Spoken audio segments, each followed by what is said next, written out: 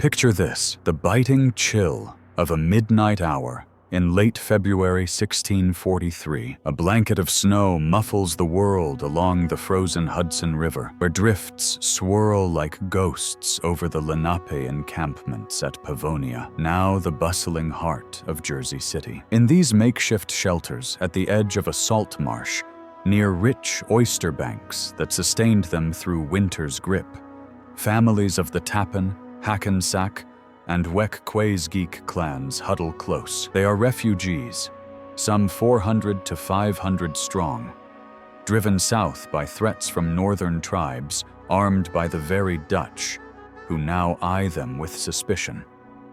Beside dying embers, mothers nurse infants, warriors rest after days of hardship, and children dream in peaceful slumber, oblivious to the doom creeping through the shadows.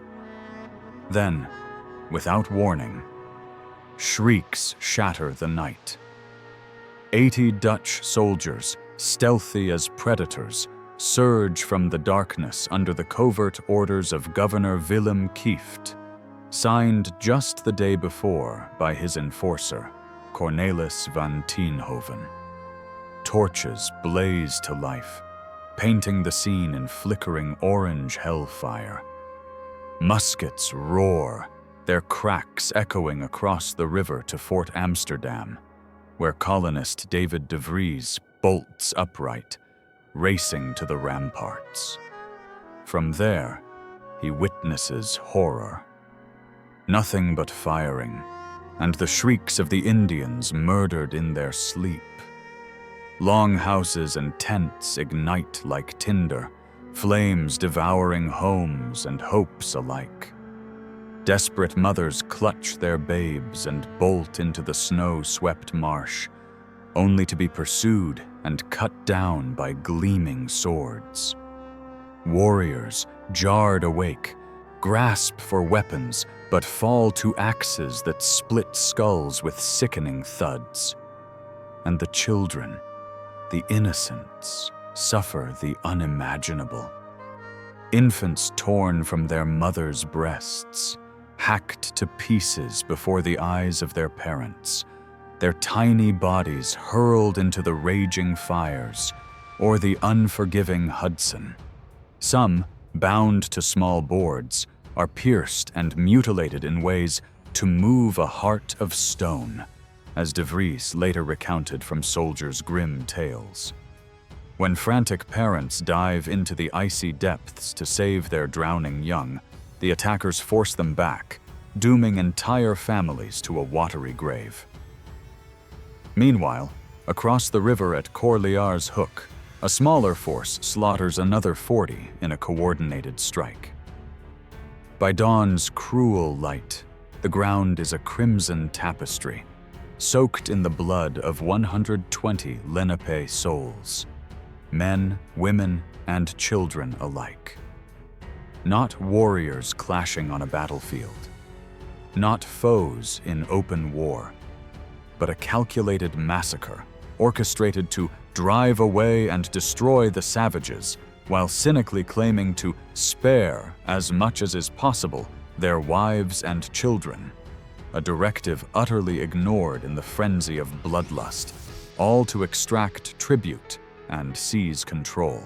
Yet, far from breaking spirits, this night of flames and betrayal kindles a wildfire of resistance. From these embers explodes one of the most ferocious and overlooked wars in America's dawn, Kiefts' War, a brutal 3-year maelstrom that unites up to 20 indigenous nations, lays waste to Dutch farms and outposts, bankrupts the colony's dreams of empire, and etches a legacy of devastation into the soul of what would become New York City. This isn't the polished narrative of school books, glossing over the gore. This is the unvarnished truth. How colonial greed, festering fear, and arrogant overreach poisoned the Hudson Valley's fertile grounds into a slaughter pen, laying the groundwork for centuries of dispossession, displacement, and defiance. But the story doesn't end in ashes. In the days after, a Lenape chief confronts De Vries with haunting words. "You first came upon our coast, that you sometimes had no victuals. We gave you our beans and wheat. We helped you with oysters and fish to eat, and now for a reward you killed our people. Stay tuned." Because buried in Pavonia's forgotten fields lies not just tragedy, but the resilient roots of a nation's contested birth. A saga where the oppressed rise, alliances forge in fire, and the echoes of that midnight terror still whisper warnings for today. Part 1. Setup: Dutch dreams and native shadows in New Netherland. Flashback: 1624. A cold wind sweeps down the Hudson as the Dutch West India Company plants its bright orange flag on Lenape homelands. Their mission? Profit. Empire. Beaver pelts. Soft gold. Worth fortunes in Amsterdam. Settlers build outposts along the river. Fort Orange in the north, today's Albany, buzzing with fur traders. New Amsterdam at the southern tip of Manhattan, a muddy port filled with sailors, smugglers, enslaved Africans, Walloon refugees, and ambitious merchants. One of the most diverse settlements in the world, long before it ever became a city. But beneath this colonial dream lies an older world. The Lenape, the Munsee, the Wappinger, sovereign nations with deep roots. Their villages stretch along the rivers, fields rich with corn, squash, and beans. They hunt deer in oak forests, navigate tidal bays in dugout canoes, and trade wampum beads that symbolize diplomacy and power. At first, a fragile balance. In 1626, the Dutch famously purchase Manhattan for goods valued at 60 guilders, a transaction Europeans interpret as ownership, but the Lenape see as shared use. They don't sell land, they share it. The Dutch don't ask again. Cracks spread quickly. Dutch cows graze freely, trampling Lenape crops. Colonists demand repayment for imagined debts. Native retaliation for theft is met with brutal force. Dutch settlers kill a Lenape man over a bowl of oysters and refuse to compensate the family. The West India Company issues orders as if indigenous nations are subjects, not sovereign neighbors. And then, the colony shifts. 1639. Enter Willem Kieft, a failed businessman clawing his way back to relevance. The Dutch East India Company once accused him of embezzlement. Now he's sent to rule New Netherland, and he rules with arrogance, paranoia, and greed. Where earlier governors sought diplomacy, Kieft sees only profit and domination. He slashes costs, forces taxes, pressures the Lenape, demands wampum tribute, threatens punishment if they refuse. His council warns him, "Do not provoke them. You will start a war." He ignores them. By 1640 to 1642, Dutch settlers shoot Lenape hunters. Colonists steal crops during winter shortages. Natives retaliate with small raids. Wappinger and Tappan families flee to neutral refugee camps near Pavonia and Corlear's Hook. Tensions coil like a spring. Every day the line between peace and war grows thinner. And then, two terrified refugee bands seek shelter near Dutch settlements. And Kieft sees his chance. The spark is lit. The massacre is coming. Stay close. Let's dive deeper into this turbulent era, because the seeds of conflict were sown long before that fateful night. The Dutch West India Company, chartered in 1621 amid the 80 Years' War against Spain, wasn't just about exploration.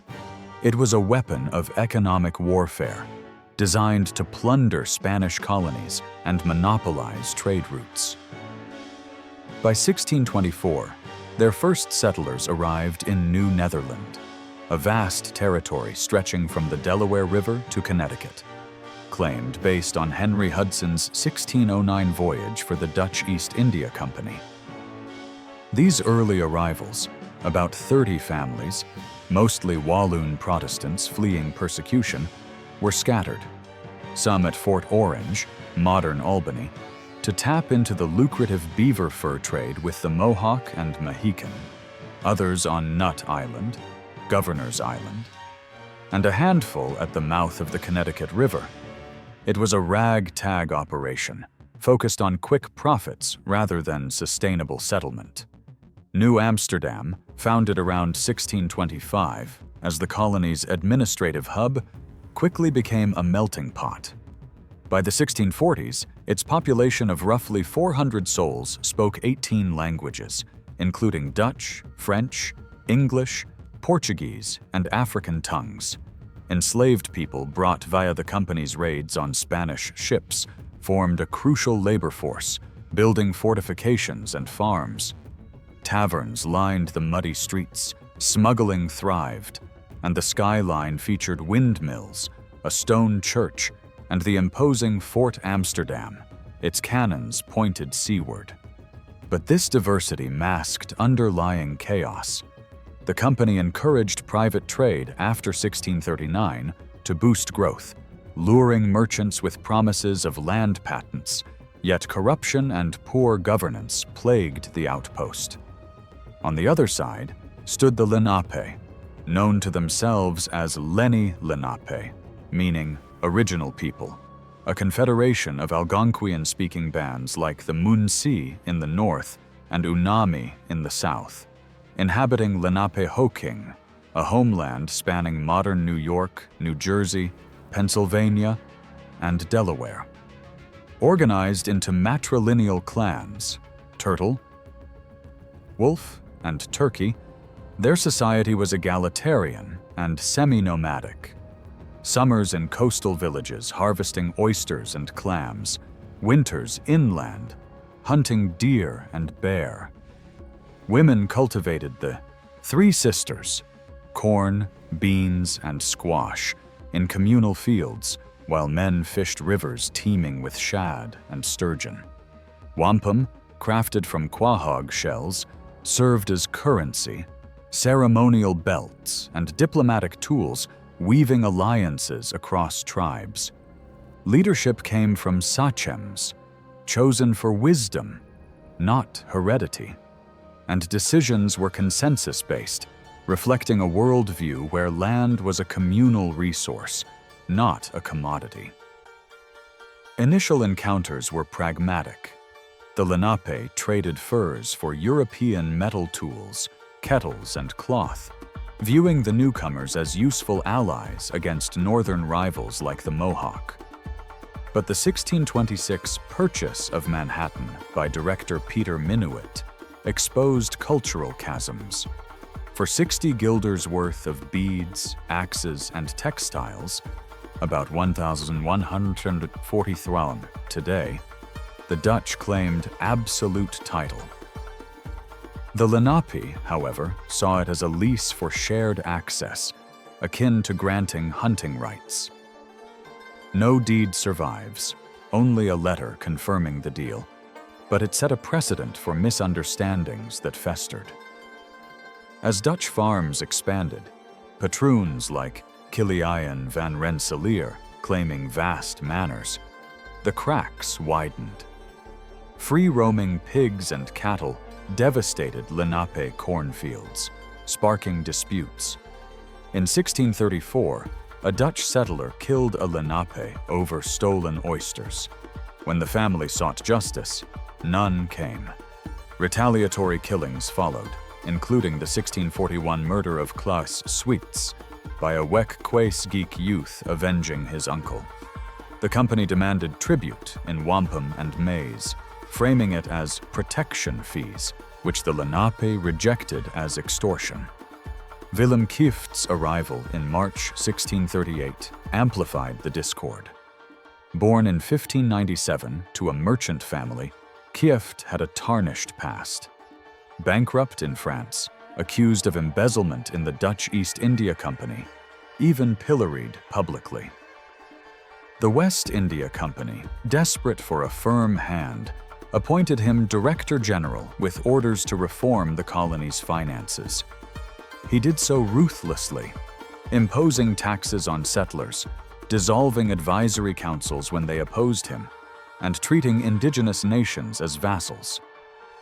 In 1639, blaming Raritans for stolen hogs, likely taken by Dutch thieves, he raided their village, killing several and igniting skirmishes. By 1640, he demanded annual tributes from all local bands, warning of punishment for refusal.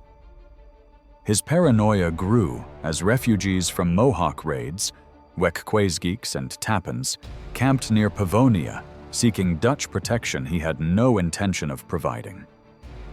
Colonists like David de Vries pleaded for peace, but Kieft's council of 12 men, convened in 1641, couldn't sway him.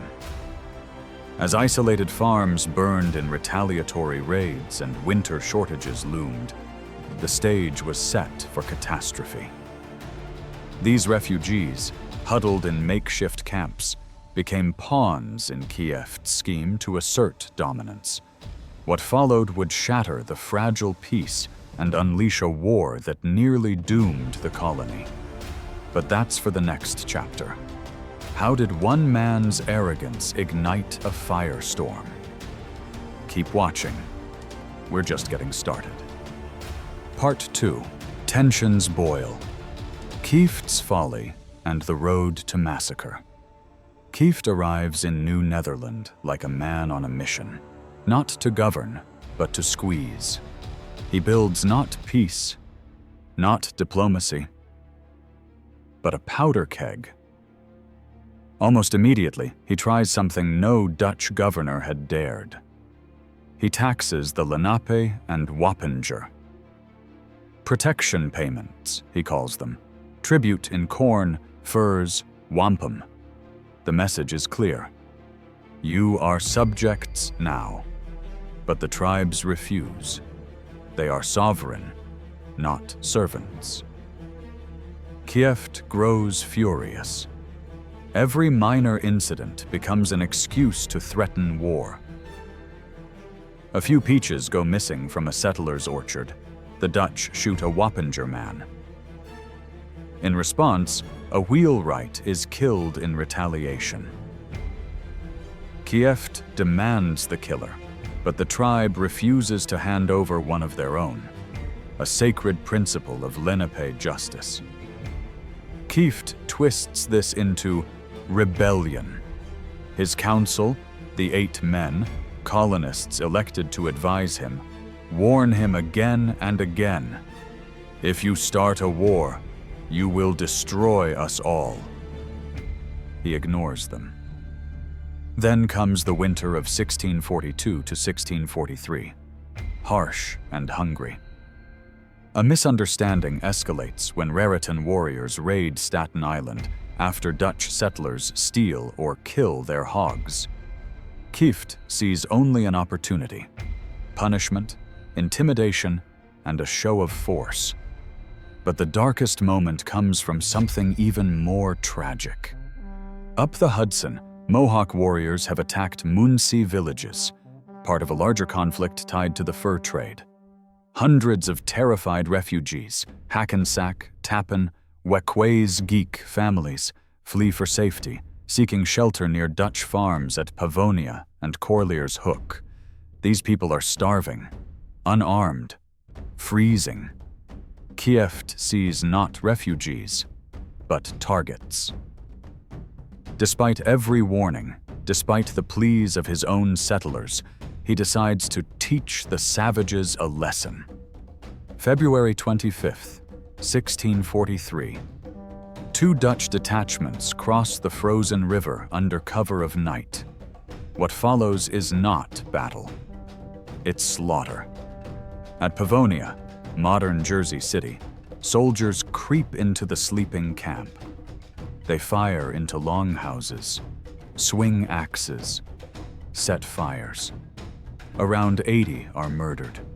Men, women, the elderly, children.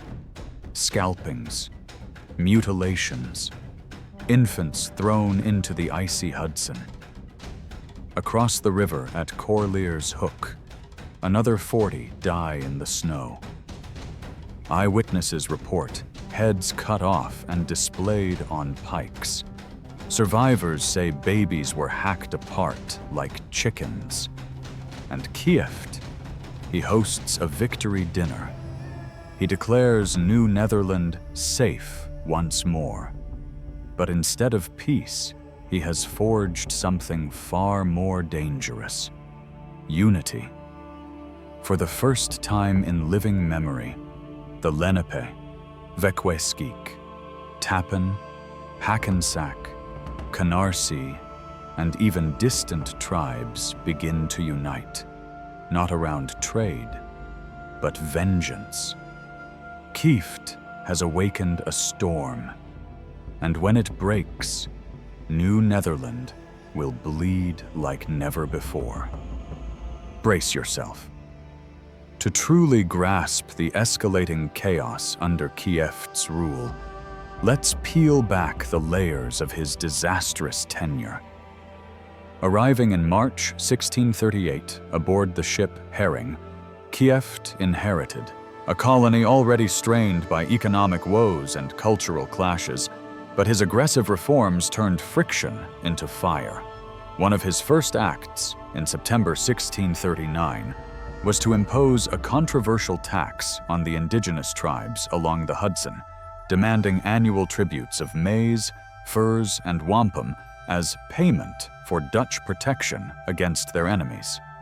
This wasn't benevolence, it was extortion, rooted in Kieft's mandate from the Dutch West India Company to boost profits amid the colony's flagging fur trade. He viewed the Lenape and neighboring groups not as partners, but as subjects to be dominated, a stark shift from the more diplomatic approaches of predecessors like Peter Minuit. By the winter of 1642 to 1643, the situation was dire. Harsh weather compounded shortages, and refugees poured into the area. The Mohawk, armed by Dutch traders in the Beaver Wars, a broader conflict over fur resources, had raided Munsee and Wappinger villages upriver, displacing hundreds. These families, mostly women, children, and elders, sought shelter near Pavonia, modern Jersey City, and Corlear's Hook, Lower East Side, Manhattan, camping in makeshift longhouses and relying on Dutch farms for meager aid. Kieft, however, saw them as a burden and a threat, fearing they might raid colonial supplies. Despite warnings from colonists like David Pietersz de Vries, who argued the refugees posed no danger, Kieft plotted their extermination to cleanse the land and assert dominance. The Pavonia Massacre unfolded on the night of February 24th to 25th, 1643. Kieft secretly authorized 2 detachments, one led by Secretary Cornelis van Tienhoven with 80 soldiers to Pavonia, and another of 40 under Sergeant Adriaan Hude to Corlear's Hook. Under cover of darkness and a snowstorm, they attacked the sleeping camps. At Pavonia, the Dutch slaughtered around 80 Lenape, hacking bodies, scalping victims, and committing atrocities that shocked even hardened soldiers. Infants were torn from mothers and thrown into fires or the frozen Hudson, while parents attempting rescue were bayoneted. De Vries, watching from Fort Amsterdam, recorded the shrieks of the Indians murdered in their sleep. Across the river, 40 more perished similarly, with heads later paraded on pikes. Kieft celebrated with a banquet, rewarding his men, but the horror unified the tribes as never before. Far from subduing the indigenous nations, the massacre sparked unprecedented alliance. The Lenape, Wekquaesgeeks, Tappans, Hackensacks, Canarsies, and up to 20 other Algonquian groups banded together in retaliation, launching raids that devastated Dutch outposts. Farms burned from Staten Island to the Bronx. Settlers like Anne Hutchinson were killed, and New Netherland's population plummeted as refugees fled to Fort Amsterdam. This marked the eruption of Kiefts' War, a brutal conflict that would claim over 1,600 indigenous lives and nearly bankrupt the colony. Kiefts' folly didn't just ignite war, it exposed the fragility of colonial ambition. How did this storm rage on, and what horrors followed? Stick around for Part 3, where the flames of vengeance consume everything in their path. Part 3. The war erupts. Raids, atrocities, and desperate clashes, August 1643. The rivers run quiet, but the woods hum with vengeance. Kiefts' massacres have done what generations of rivalries never could. 11 tribes unite. Lenape, Wappinger, Hackensack, Tappan, Canarsie, Wekquaesgeek, Mohican allies. Even distant Munsee bands join the storm, a loose but furious coalition, bound not by politics, but shared rage, and they strike with precision. At dawn, war parties sweep across the Hudson lowlands. Hoboken, Pavonia, Cole, all go up in smoke. Homesteads burn from the Bronx River down to Staten Island. Families fleeing ferries are ambushed along the shoreline. In the first months alone, over 100 settlers fall, 1/10 of the entire colony. New Amsterdam transforms overnight. Once a bustling port of taverns and traders, now a ghost town. Women and children crowd inside the fort. Men stand guard with matchlocks loaded and trembling. Fields rot. Cows wander loose. Ferry routes shut down. The colony is trapped, a frightened island surrounded by a sea of enemies. And Kieft, the very man who lit the fuse? He panics. He posts a bounty. 10 fathoms of wampum for every native scalp. Scalping, introduced to New York by the Dutch governor himself. The violence spirals. Dutch retaliation. Fury without focus. Militia raids sweep Long Island. At Wekquaesgeek, 120 men, women, and children are slaughtered in cold blood, some beheaded, some shot trying to flee into the marshes. Natives counterstrike at Mespeth, modern Maspeth, overwhelming a Dutch patrol and killing 20 settlers. But the bloodiest chapter arrives from outside. John Underhill enters the war, and doom follows the Dutch hire English mercenaries, veterans of Puritan wars. Enter Captain John Underhill, infamous butcher of the Pequot War. February 1644. Underhill finds a multi-tribal winter village at Pound Ridge, fortified on a hill and packed with refugees. His men surround it in the night. At dawn, they advance with torches. Dry palisades catch like tinder. Wind fans the flames. Panicked families rush to escape. Underhill's soldiers cut them down. When the fires die, 500 to 700 native people lie dead. One of the largest massacres in 17th century North America. Underhill poses for a portrait afterward. The burning village is painted behind him like a trophy. A colony breaking apart. The war drags into a second year. Ambushes along forest trails, raids on Dutch blockhouses, Dutch punitive expeditions burning cornfields, starvation stalking both sides. Trade collapses. Beaver pelts rot in warehouses. The West India Company threatens to abandon the colony entirely. But the Native Alliance, too, begins to fracture. Food shortages bite hard. Winter stores, destroyed in Dutch raids. The Mohawks, longtime rivals of the Hudson River tribes, threaten war if fighting continues. Some Lenape bands seek neutrality again. Slowly, the fire dims.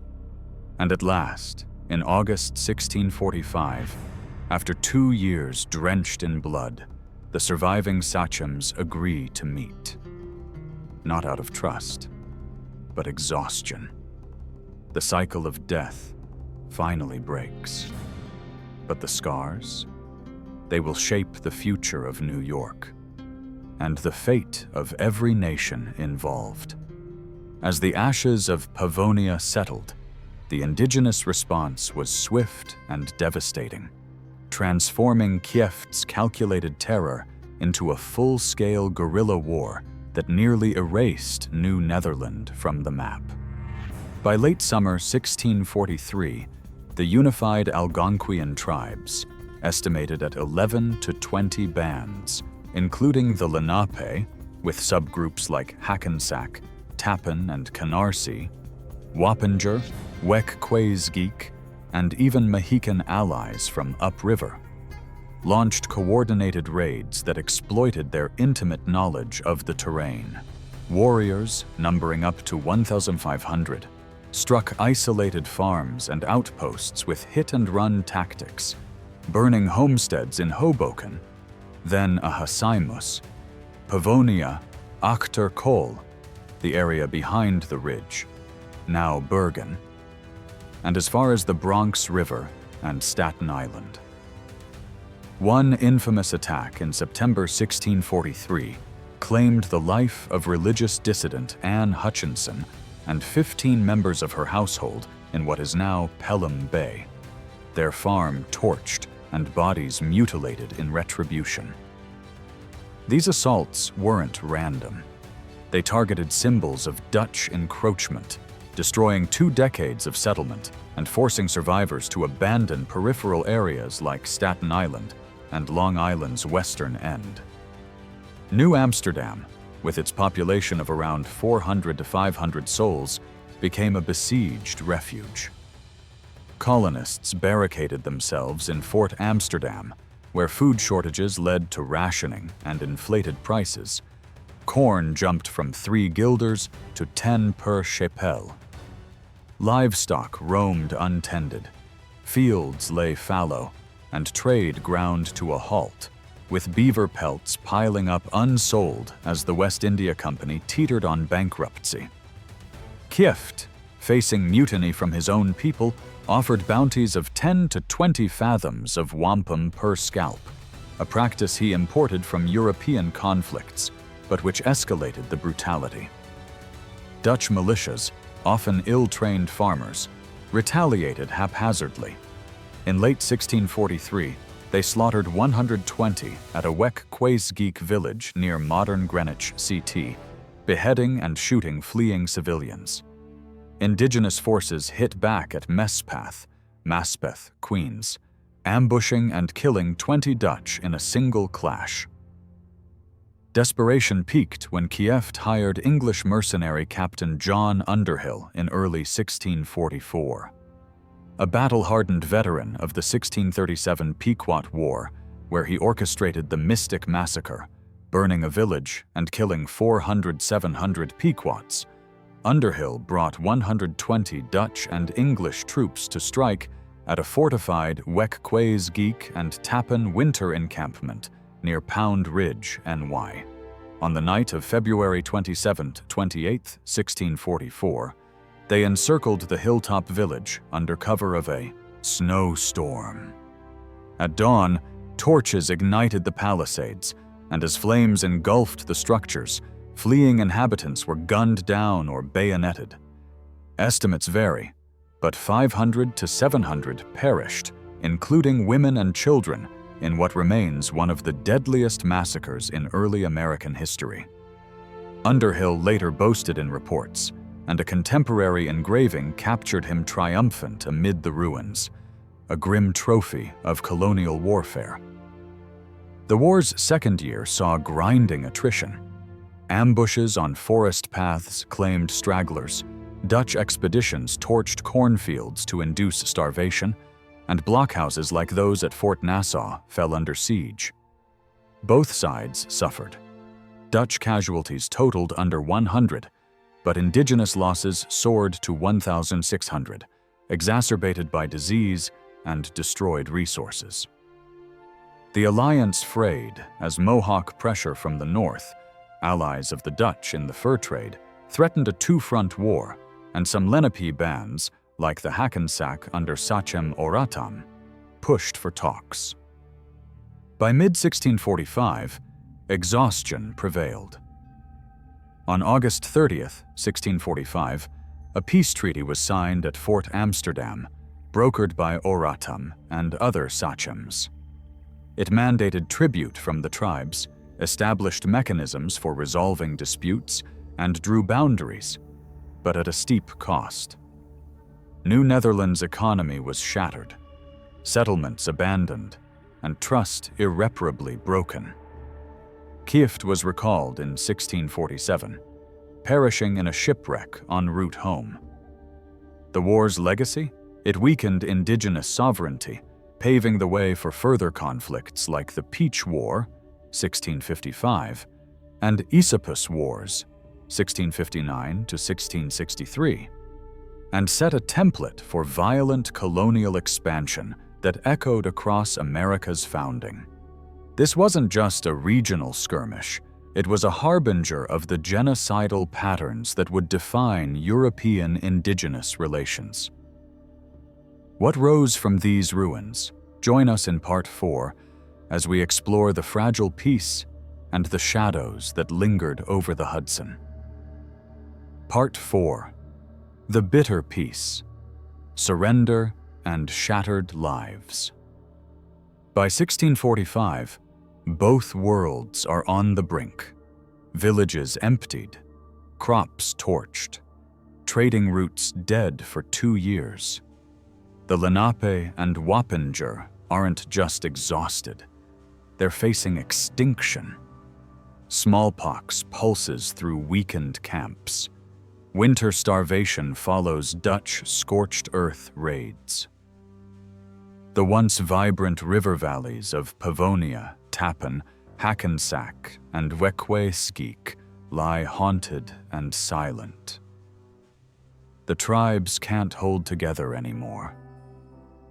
Their warriors, gone. Their food, burned. Their alliances, fractured by grief. So, with heavy hearts, sachems approach the Dutch for peace. August 30th, 1645. The treaty at Fort Amsterdam. Picture the scene. A humid summer morning. Colonists line the walls of the fort, muskets in hand. Dozens of native leaders, wearing beaver pelts, necklaces of wampum, and the weight of their dead, stand in the courtyard for negotiations. The agreement?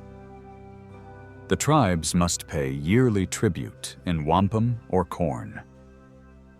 Hostages are exchanged to guarantee good behavior.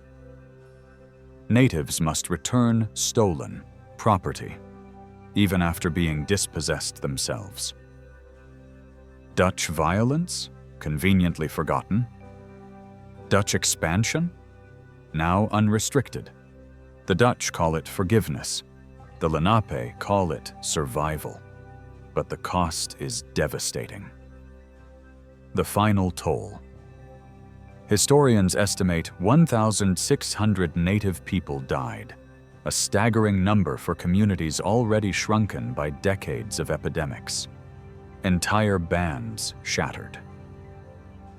The Wappinger Confederacy never recovers. Lenape influence in the Hudson lowlands collapses. Refugees scatter north toward Mohican lands or west toward the Susquehannock. Dutch losses, around 100 to 200 dead, are tiny in comparison, but the psychological blow is immense. Farms abandoned, trade choked, families fleeing back to Europe. The colony teeters on bankruptcy. Kiefts fall. And the architect of all this misery? Willem Kieft, the tyrant governor, is recalled to Amsterdam in disgrace. He never arrives. In 1647, during a violent storm off the coast of Wales, his ship smashes into rocks. Kieft drowns, his body never recovered. A grim end many colonists considered poetic justice. Stuyvesant takes over, but it's too late. Peter Stuyvesant, the one-legged military disciplinarian, replaces Kieft with promises to rebuild. He restores trade, repairs walls, restarts farms, but the damage is done. The native world along the Hudson is broken. Dutch native trust, once fragile, is now irreparably shattered. New Netherland grows, but on bones. A legacy, written in blood. The war becomes a template. Divide tribes. Exploit rivalries. Punish resistance. Claim the land. It shapes how the Dutch, and later the English, will treat native nations for generations. And the land that will one day become New York City? Its foundations are soaked in the ashes of villages, the cries of families, and a peace signed under duress. The war ends, but the haunting, that lasts forever. By the summer of 1645, the relentless cycle of raids, massacres, and starvation had pushed both sides to the edge of collapse, forcing a fragile truce that favored the Dutch and sowed seeds for future conflicts.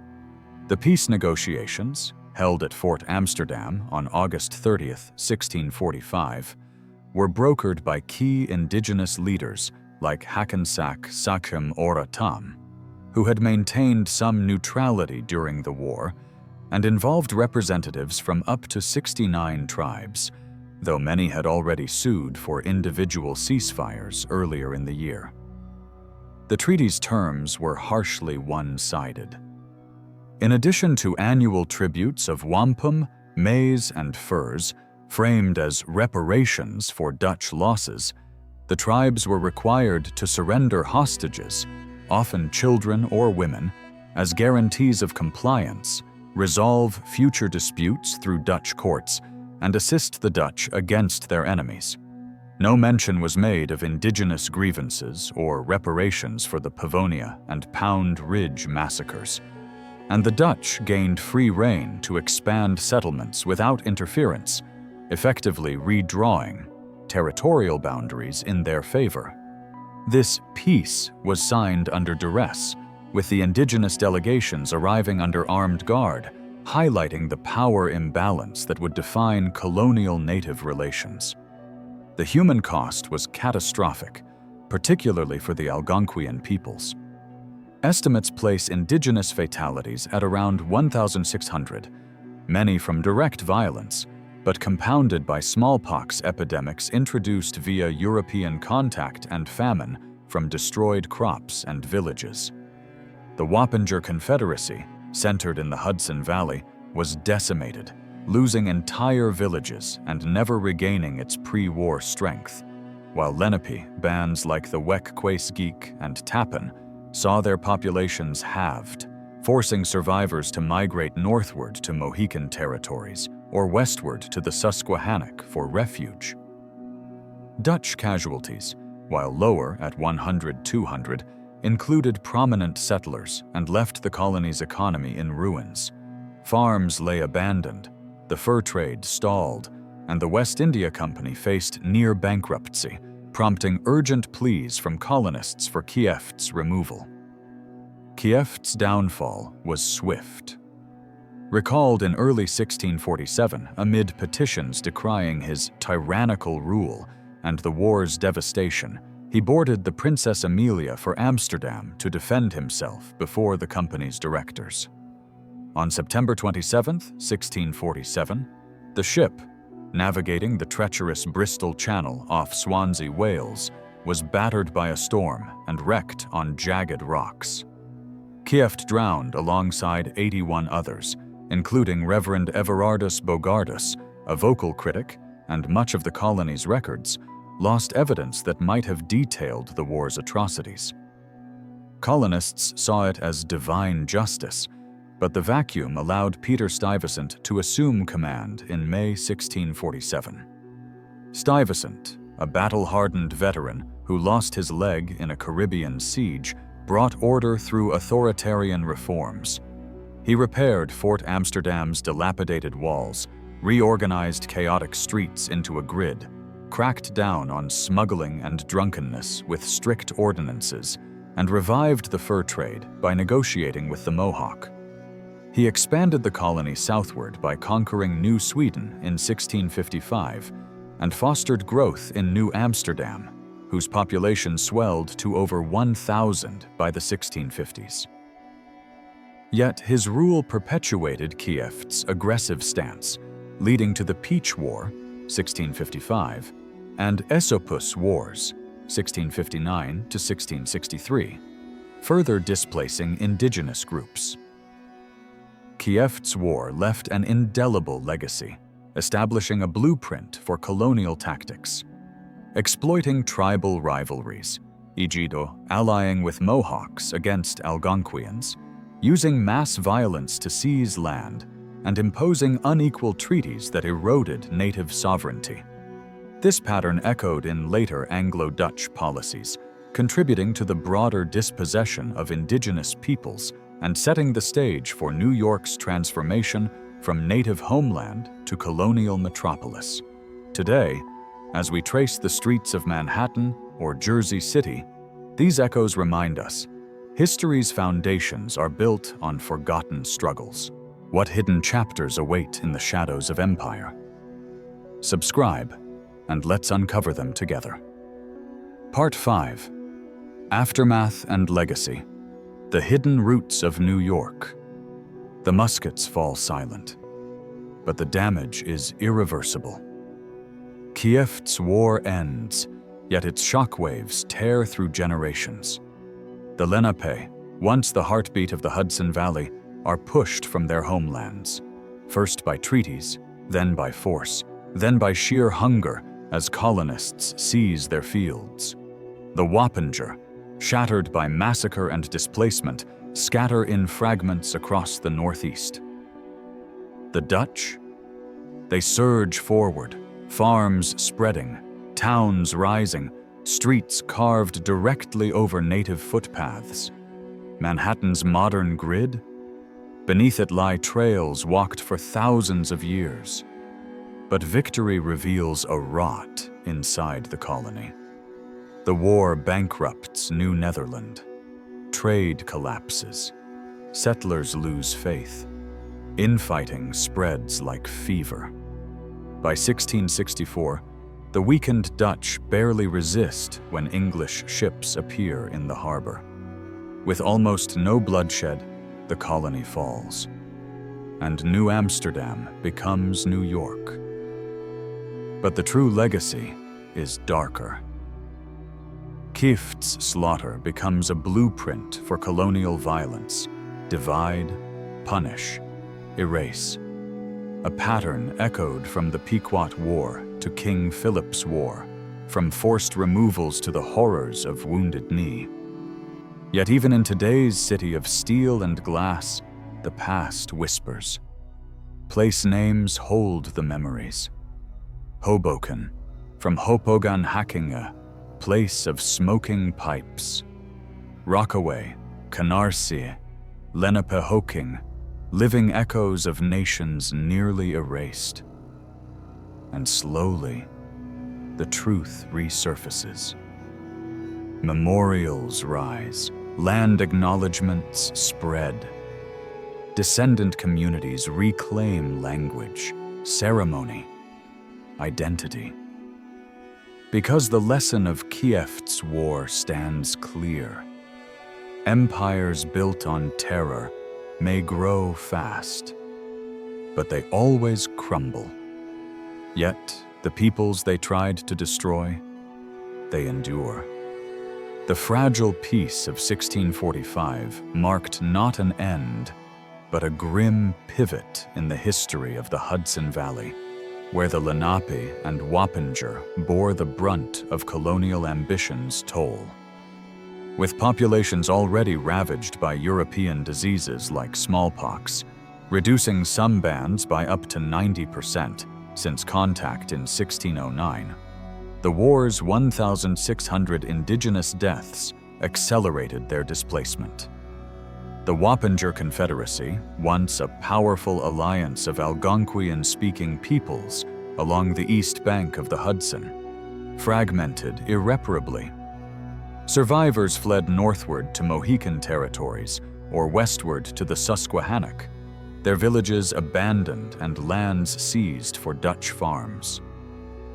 The Lenape, or Lenape, original people, saw their influence in the lower Hudson collapse, with bands like the Hackensack and Tappan relocating or assimilating, their communal lands converted into patroonships, vast estates granted to Dutch elites. This dispossession wasn't immediate, but insidious, fueled by unequal treaties that demanded tribute and restricted hunting grounds, setting the stage for further conflicts like the Peach War, 1655, and Esopus Wars, 1659 to 1663, where similar cycles of provocation and retaliation unfolded under Stuyvesant's rule. For the Dutch, the war exposed the colony's fragility. New Amsterdam swelled with destitute refugees, farms lay in ruins, and the fur trade, the economic lifeline, stagnated as alliances with northern tribes like the Mohawk strained under the chaos. The West India Company, already plagued by corruption and mismanagement, faced bankruptcy threats, with settlers petitioning for reforms and decrying Kiefts' tyrannical governance. This internal rot made New Netherland vulnerable. By 1664, amid the Second Anglo-Dutch War, King Charles II granted the territory to his brother, James, Duke of York. In August, an English fleet of 4 warships under Colonel Richard Nichols sailed into the harbor, demanding surrender. Stuyvesant, lacking gunpowder, fortifications, and popular support, many colonists preferred English rule for its promise of stability, capitulated on September 8th without a shot fired. The Articles of Capitulation preserved Dutch property rights and religious freedoms, but the colony was renamed New York, its capital New York City, marking the end of Dutch dominion in North America. Kiefts' War's legacy reverberates as a cornerstone of American colonial violence, embodying tactics of divide and conquer that pitted tribes against each other, such as Dutch alliances with the Mohawk against Algonquians, and justified genocidal raids under the guise of punishment. It paralleled the Pequot War, 1636 to 1638, and foreshadowed King Philip's War, 1675 to 1676, where similar massacres and displacements cleared land for European settlement, culminating in policies like the Indian Removal Act of 1830 and tragedies at Wounded Knee in 1890. Yet, amid erasure, echoes persist in place names. Manhattan from Mannahatta, Island of Many Hills, Hoboken from Hopogon Hacking, Land of the Tobacco Pipe, Hackensack, Place of Sharp Ground, Rockaway, Sandy Place, Canarsie, Fenced Land, and Lenape, the ancestral homeland spanning New York, New Jersey, Pennsylvania, and Delaware.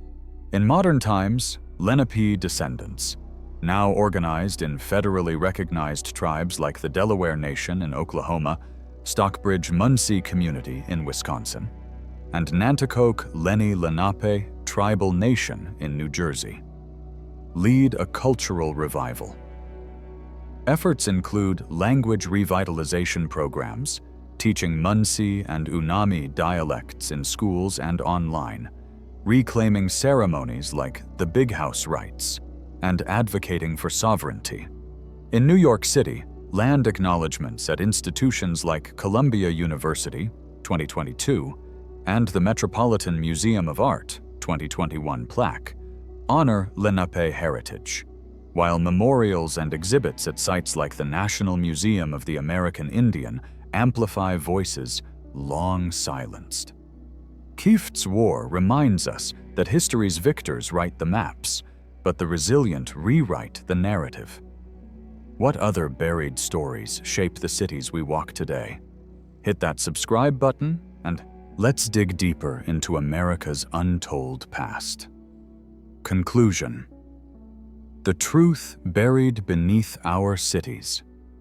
So, when we talk about the birth of America, when we talk about New York, the skyscraper titan, the global capital, the city that never sleeps, we rarely ask what stories had to be silenced for it to rise. Because beneath every bridge, beneath every subway tunnel, beneath every billionaire building casting shadows on the Hudson, lies a history soaked in blood. Not just the famous battles, not just the textbook's polished lies, but forgotten fires like Kiefts' War, massacres carried out in darkness, villages burned to ash, children lost to the cold cruelty of empire. And yet, the Lenape, the Wappinger, the Munsee, they didn't vanish. They survived. Their descendants walk the streets today, often unseen, often unheard, but still here, still fighting for land rights, for recognition, for a voice in the land their ancestors shaped for 10,000 years. And that's the truth history tried to bury. New York didn't start with Dutch walls or English ships. It started with native homelands, native trade routes, native civilizations. And when colonizers unleashed war, disease, and terror, it didn't erase those nations. It revealed their strength. Because nations die when they are forgotten. And today, we remember. So, when you stand in Times Square, when you watch the sun rise over the city skyline, understand this: every step you take in New York City is on Lenape land. Every riverbank tells a story older than the skyscrapers. Every street is built on a history deeper and darker than we were ever taught. And maybe the most important lesson? The past isn't dead. It lives beneath our feet, and the future depends on whether we finally face it. As we close this chapter on Kiefts' War, let's shine a light on how that resilience manifests today.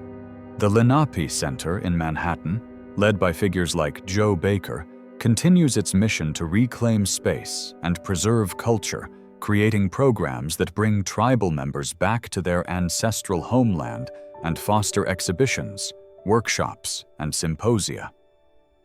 Across the city, land acknowledgements have become a powerful tool for recognition, from the NYC Commission on Human Rights honoring the Lenape as original stewards to institutions like NYU Steinhardt, the Perelman Performing Arts Center, and Henry Street Settlement, publicly affirming the land as Lenape Hoking, stolen through violence and displacement. These statements aren't just words, they're steps toward resisting colonialism and restoring balance. Vibrant gatherings breathe life into that heritage. Luna a PWW, Lenape.